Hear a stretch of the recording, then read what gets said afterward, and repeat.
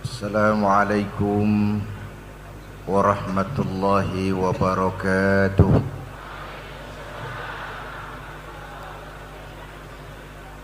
Alhamdulillahi rabbil alamin. Wassalatu wassalamu ala asyrafil anbiya'i wal mursalin, imamil muttaqin, sayyidil ghurril muhajjalin, sayyidina wa maulana Muhammadin wa ala alihi wa ashabihi al-mujahidin at-tahirin. Amma ba'd. Para ulama yang saya muliakan, wabil khusus Fadilatul Syekh Mudirul Madrasah Salatiyah Al-Syekh Majid Said Salim wa Syekh Abdul Hafiz Al-Makki, para pejabat sipil TNI dan Polri, yang terhormat Ketua Umum Pengurus Besar Nahdlatul Wathon, anak-anakku para santri, hadirin hadirat yang saya cintai. Ulang tahun Nahdlatul Wathon ke-70 kali ini bertepatan dengan kita berada di bulan Rajab dan bulan Agustus, 2 bulan yang mempunyai nilai sejarah bagi kita sebagai muslim dan bagi kita sebagai bangsa. Saya ingin mengutip satu wasiat dari Al-Maghfurlah Maulana Syekh Tuan Guru Ki Haji Zainuddin Abdul Majid, yaitu bunyinya begini: hidupkan iman, hidupkan takwa, agar hiduplah semua jiwa, cinta teguh pada agama, cinta kokoh pada negara. Saya melihat beliau adalah sosok yang tidak pernah mengganggu hubungan agama dengan negara. Beliau adalah seorang ulama yang berjiwa nasionalis, cinta teguh pada agama, cinta kokoh pada negara. Kita baru saja memperingati 60 tahun kemerdekaan Indonesia. Menarik untuk melihat bagaimana hubungan Islam dengan kemerdekaan ini. Ini sekedar berangkat dari salah satu wasiat beliau saja. Pertama, Islam telah memberikan sugesti, dorongan, semangat, rangsangan kepada orang-orang tua kita dahulu untuk bangkit berjuang melawan penjajah. Islamlah agama yang mengajarkan bahwa cinta tanah air bagian daripada iman. Yang datang menjajah kebetulan kafir, bertemulah semangat jihad dengan semangat cinta tanah air yang diajarkan oleh agama. Bangkitlah para ulama dengan santrinya, kiai dengan jamaahnya, bahu-membahu berjuang melawan penjajah. Sekarang dari sejarah kita baca, orang-orang tua kita dahulu berjuang melawan penjajah Belanda, senjatanya apa? Bambu runcing. Jenderal mana mau taruhan? Ada bambu runcing, merdeka melawan tank. Menurut perhitungan otak itu tidak mungkin. Entoh nyatanya kita merdeka. Lalu para pendiri Indonesia dengan jujur mencantumkan dalam mukaddimah Undang-Undang Dasar 45 kalimat yang berbunyi, dengan berkat rahmat Allah yang Maha Kuasa. Satu pengakuan yang sangat jujur dari para pendiri Indonesia bahwa Allah campur tangan dalam proses kemerdekaan negara kita. Artinya secara sadar diakui, walaupun Indonesia bukan negara agama, tetapi Indonesia negaranya orang beragama. Itu sebabnya wasiat Al-Maghfurlah, cinta teguh pada agama, cinta kokoh pada negara, diawali dengan hidupkan iman, hidupkan takwa. Karena apa? Perjuangan dahulu, perjuangan merebut kemerdekaan, saya ingat Bung Tomo, tokoh 10 November yang dikenal sebagai Hari Pahlawan, dalam satu pidatonya pernah bilang, saya kutip pidato Bung Tomo. Kata Bung Tomo begini, andai kata tidak ada kalimat takbir, dan jangan lupa ya, Bung Tomo itu bukan santri, tapi Bung Tomo pidato begini, andai kata tidak ada kalimat takbir, saya tidak tahu, kata Bung Tomo, dengan kalimat apa saya harus menggerakkan arek-arek Surabaya, saya harus menggerakkan putra-putra terbaik bangsa untuk bangkit berjuang melawan penjajah. Ketika Allahu Akbar, itu semangat juang menggelora, Belanda kelihatannya kecil dan mati adalah tiket untuk ke surga. Kalimat Allahu Akbar ini cermin dari bait pertama, hidupkan iman. Dahulu iman untuk berjuang mencapai kemerdekaan, sekarang iman untuk berjuang mengisi kemerdekaan. Kalau itu kondisinya, peran pondok pesantren sangat menentukan. Arah saya akan ke sana nantinya. Apalagi belakangan ini kan kita bangsa Indonesia masih bergulat dengan kesusahan. Ekonomi kita belum sembuh. Lapangan kerja masih sulit. Pengangguran meningkat. Seiring dengan itu seakan melengkapi kesulitan, musibah di mana-mana. Mulai dari epidemi, demam berdarah, polio, busung lapar, termasuk NTB kena. Lalu bencana alam, sampah ambruk nimbun penduduk di Jawa Barat, tanah longsor, banjir, gunung-gunung mulai batuk, gempa bumi, tsunami. 3 hari habis kejadian di Aceh itu saya berangkat ke Aceh. Saya melihat dahsyatnya tsunami. Bagaimana gelombang naik ke darat ngantar perahu, pulang narik mobil. Itulah kerja tsunami itu.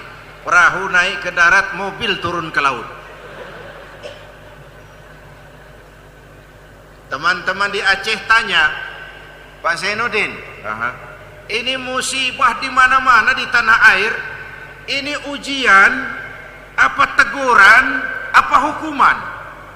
Saya bilang ini borongan.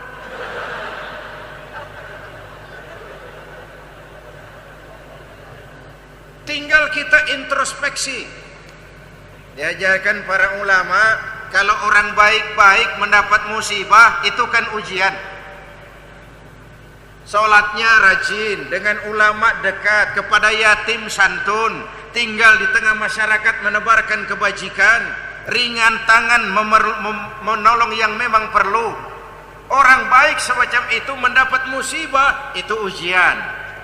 Kenapa diuji? Mau naik kelas.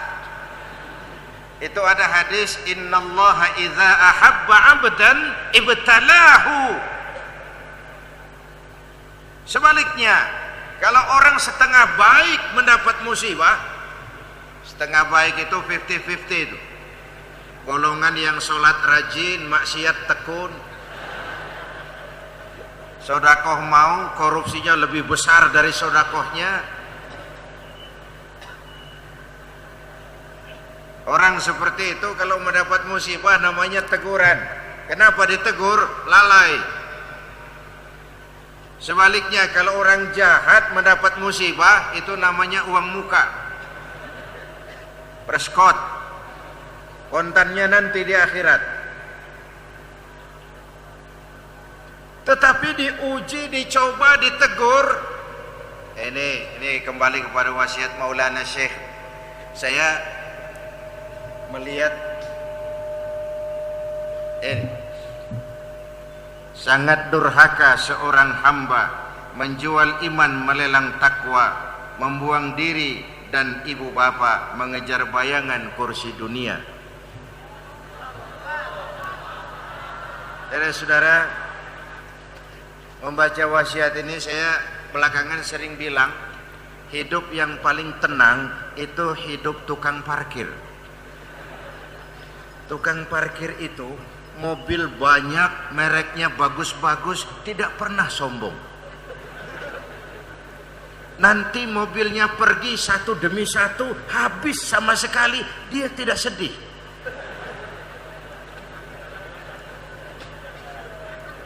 Ini syarahnya.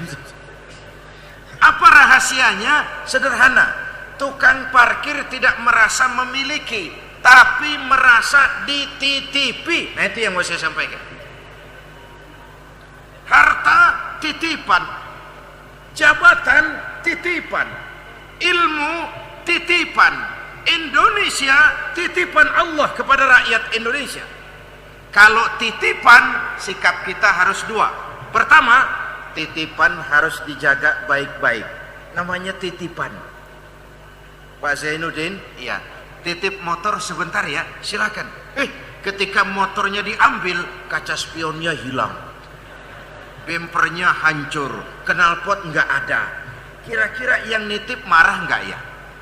Marah. Oh, saya cuma titip, kenapa nggak dijaga baik-baik?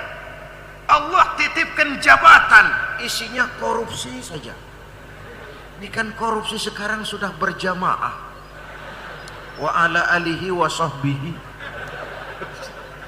Yang diperintah itu sholat berjamaah. Kenapa korupsi berjamaah?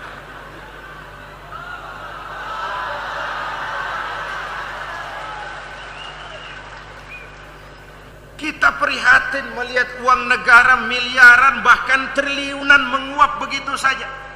Sementara pesantren merana, la yamutu wala yahya. Itu terjemahan bebasnya, tidak bermutu karena kurang biaya. La yamutu wala yahya. Jabatan itu titipan. Makanya pejabat yang paling baik itu yang mentalnya seperti tukang pasang genting. Itu tukang pasang genting, siapapun yang memanggil ke bawah dia menoleh. Orientasinya tetap kepada rakyat kecil. Jangan jadi pejabat macam tukang gali sumur. Siapa yang memanggil menengoknya ke atas saja. Gak pernah ingat sama rakyat yang mengawal dia sampai ke situ. Harta titipan, ilmu titipan. Karena itu titipan harus dijaga baik-baik. Indonesia titipan. Selama ini jelas sekali ini. Ini kan mafhumnya, la in syakartum, ini mafhumnya, nikmat akan berubah jadi azab kalau kita tidak bisa mensyukurinya. Itu mafhumnya. Orang kaya itu bisa masuk surga karena hartanya. Orang kaya pun banyak yang masuk neraka juga karena hartanya. Syukur apa tidak syukur? Pejabat bisa masuk surga karena jabatannya. Pejabat pun bisa masuk neraka juga karena jabatannya. Syukur apa tidak syukur? Ulama dan tuan guru bisa masuk surga karena ilmunya. Ulama dan tuan guru bisa masuk neraka lebih dulu dari penyembah berhala juga karena ilmunya. Syukur apa tidak syukur?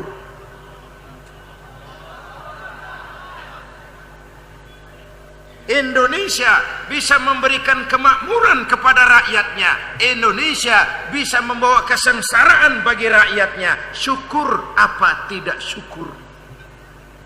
Dikasih hutan cuma bisa nebangin saja, nggak bisa nanam lagi. Ya wajar kalau longsor dan banjir. Kita tidak menjaga titipan. Itu yang pertama. Yang kedua, titipan tidak boleh bikin orang jadi sombong. Sekadar dititipi, kenapa harus sombong? Itu gaya hidup tukang parkir. Saya mengajak, mari kita jadi tukang parkir yang baik.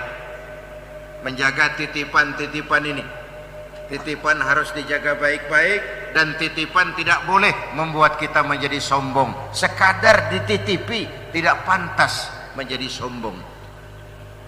Hadirin yang saya hormati, jadi begitulah Islam telah memberikan sugesti, dorongan, semangat dengan modal nilai dasar iman untuk bangkit berjuang melawan penjajah. Bahwa sekarang kita sudah merdeka, ya, tapi jangan lupa tujuan penjajahan itu 3: ekspansi kekuasaan, dominasi ekonomi, dan penetrasi kebudayaan. Kita baru merdeka yang pertama, tidak ada lagi kekuatan asing yang menjajah kita, nongkrongi kita di sini. Tapi dari yang 2, secara ekonomi kita belum sepenuhnya merdeka. Penetrasi kebudayaan juga seperti itu. Oleh karenanya nilai dasar keimanan mutlak diperlukan. Dulu iman merebut kemerdekaan, sekarang iman untuk mengisi kemerdekaan.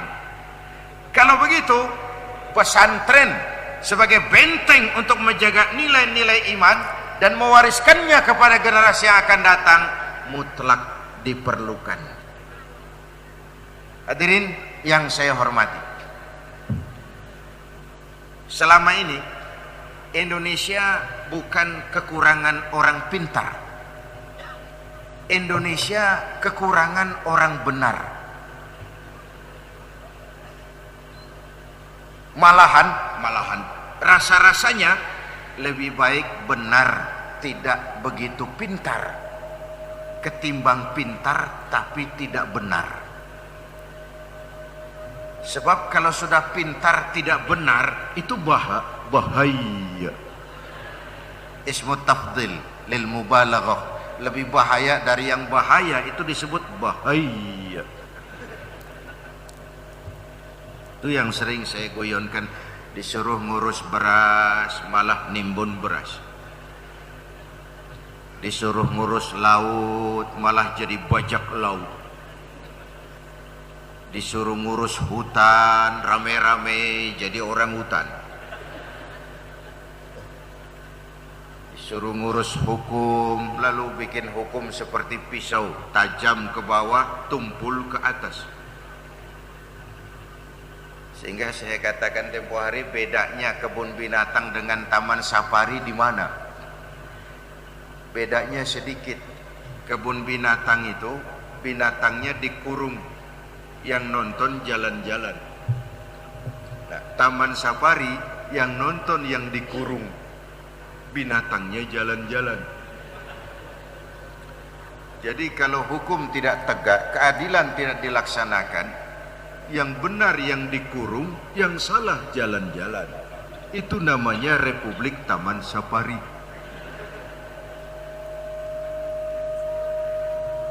Paling tidak belajar dari pengalaman sejarah itulah kita harus mempersiapkan tenaga-tenaga di masa depan untuk membangun Indonesia ke arah yang kita cita-citakan.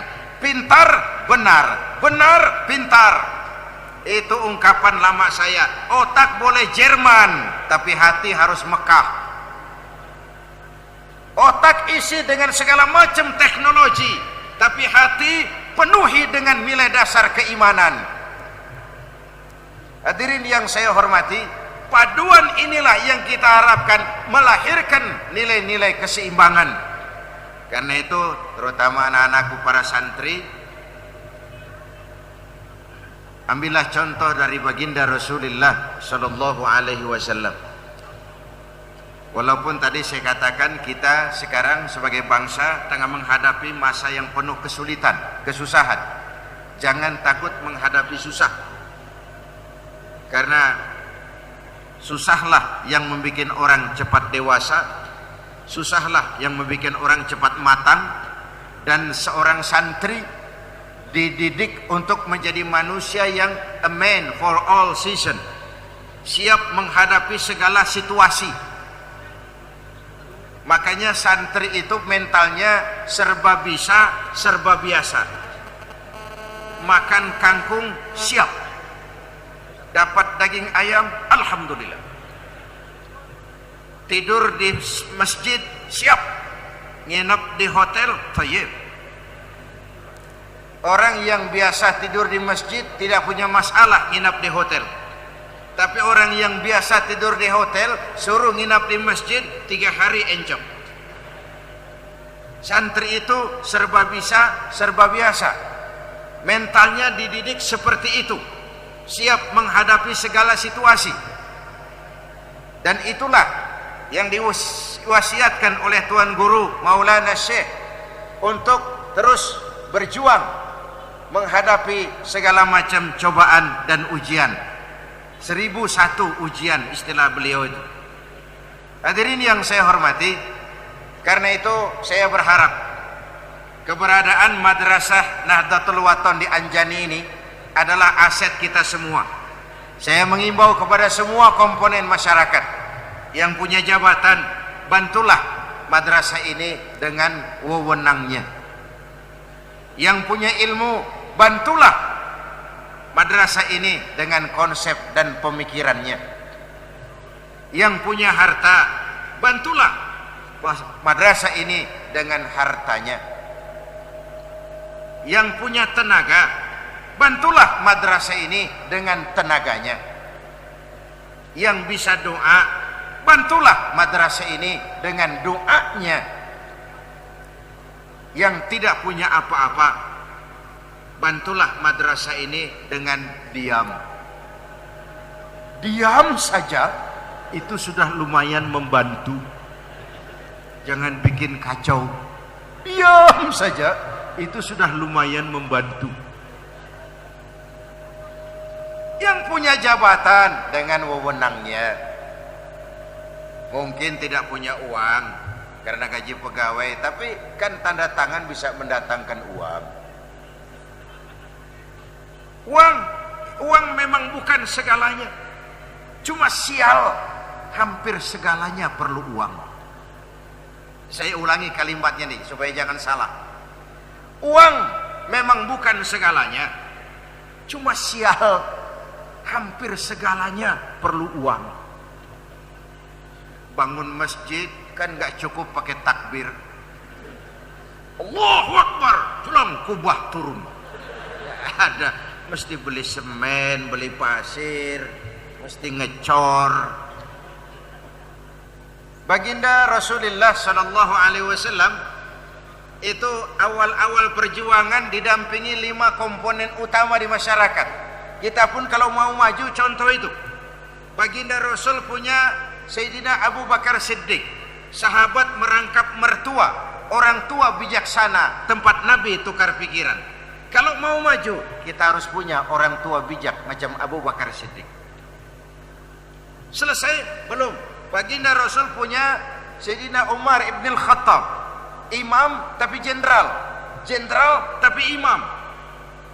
Imam mampu memimpin jamaah di masjid, jenderal sanggup memimpin tentara di medan perang. Kegagahannya untuk menunjang perjuangan Rasul. Selesai? Belum. Baginda Rasul punya Utsman bin Affan, pengusaha santri, pengusaha, hasil bisnisnya digunakan membantu perjuangan Rasul. Kalau mau maju, kita juga harus punya Utsman bin Affan. Zaman sekarang cari Abu Bakar, cari Umar gampang, cari Utsman yang susah. Selesai? Belum juga. Rasul masih punya Ali bin Abi Thalib karamallahu wajhah, tokoh muda yang intelek, masih muda tapi rela korban jiwa demi keselamatan Rasul di malam hijrahnya. Selesai? Belum.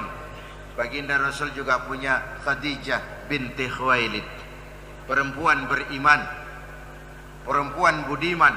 Orang lain belum iman, beliau iman lebih dahulu. Orang lain musuhi Nabi, beliau korbankan hartanya membantu perjuangan Nabi.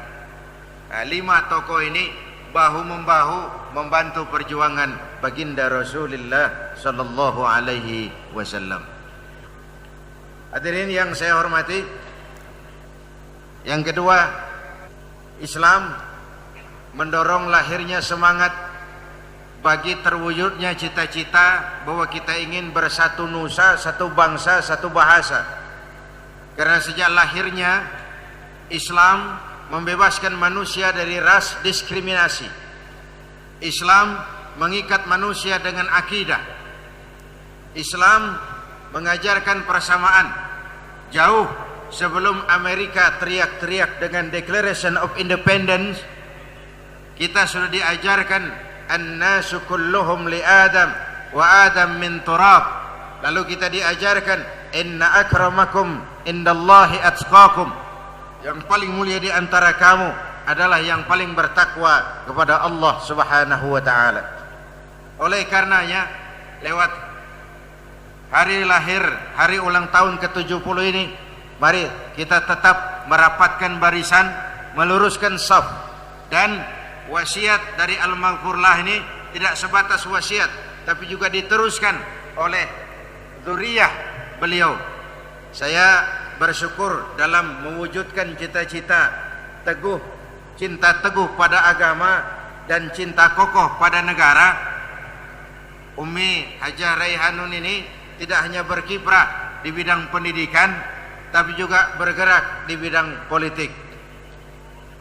Sekali lagi, dalam rangka mengokohkan cinta kokoh kepada agama, cinta teguh kepada negara. Dan saya juga bersyukur, saya termasuk yang beruntung. Pertama kali saya masuk ke bumi Lombok ini, saya langsung diterima oleh Al-Maghfurlah, jumpa pertama dan sekaligus terakhir. Saya mendapat banyak pesan-pesan dari beliau, dan saya lalu sekarang juga ikut bersyukur. Bapak Ibu hadirin, sampai mana tadi? Saya termasuk yang bersyukur bahwa pewaris beliau, Umi Hajah Raihanun dan Ustaz Hai, Abdul Hai, berjuang bersama-sama saya dan berhasil mengantar salah satu cucu dari Al-Maghfurlah untuk sekarang berjuang secara formal di parlemen, menjadi anggota Dewan Pimpinan Rakyat di pusat sana. Hadirin yang saya hormati, ini sebenarnya buat saya partai politik itu madrasah, dan panggung politik tetap panggung dakwah. Kekuasaan cuma alat, bukan tujuan. Harus digunakan untuk sebesar-besar kemaslahatan rakyat.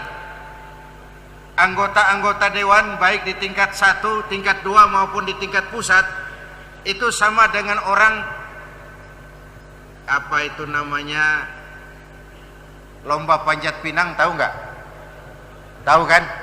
Nah, orang lomba panjat pinang itu yang paling kasihan yang di bawah. Pundaknya diinjak, kepalanya diinjak, penuh lumpur cuma kelihatan mata saja. Yang nomor 2 begitu, yang nomor 3 pun begitu. Yang naik kan cuma 1 di atasnya. Yang 1, 2, 3 kenapa mau diinjak-injak? Ada kontrak. Oke, injaklah pundak saya, bahkan injaklah kepala saya kalau perlu. Silakan naik ke atas. Nanti sudah sampai di atas, ambil itu hadiah-hadiah, bawa turun ke bawah, kita bagi rata di bawah sama-sama. Kan itu kontraknya.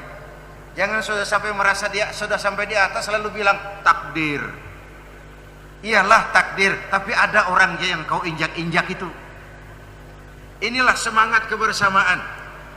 Inilah semangat keutuhan yang ingin kita jaga dan kita kembangkan secara bersama-sama. Hadirin yang saya hormati, saya ternyata dengan merenungi wasiat-wasiat almarhumlah, saya makin kagum dengan pemikiran-pemikiran beliau yang justru dilontarkan beberapa tahun yang silam dan sekarang kita lihat relevansinya. Terutama saya terpana betul pada kata cinta teguh pada agama dan cinta kokoh pada negara. Ternyata beliau seorang ulama yang nasionalis, seorang ulama yang tidak pernah mempertentangkan hubungan agama dengan negara. Dan ini, sifat ini harus kita warisi ke depan. Hadirin yang saya hormati, inilah barangkali sekelumit yang dapat Al-Fakir sampaikan. Mudah-mudahan ada manfaatnya. Semoga Nahdlatul Wathon Anjani ini berjalan terus menuju harapan dan cita-citanya, membawa maslahat bagi agama, bangsa dan negara yang kita cintai ini. Tentu jalan ke depan tidak lurus dan bertabur bunga. Banyak onak dan duri, menanjak dan menurun. Tetapi sekali layar terkembang, jangan surut mundur ke belakang. Dan ini sudah dicontohkan oleh baginda Rasulullah sallallahu alaihi wasallam. Dirgahayu Nahdlatul Wathon yang ke-70, semoga membawa manfaat dan jelas membawa manfaat bagi umat secara keseluruhan. Terima kasih dan mohon maaf. Usikum wa nafsi bitaqwallah. Aqulu qawli hadza wa astaghfirullahal azim li wa lakum. Wassalamu alaikum warahmatullahi wabarakatuh.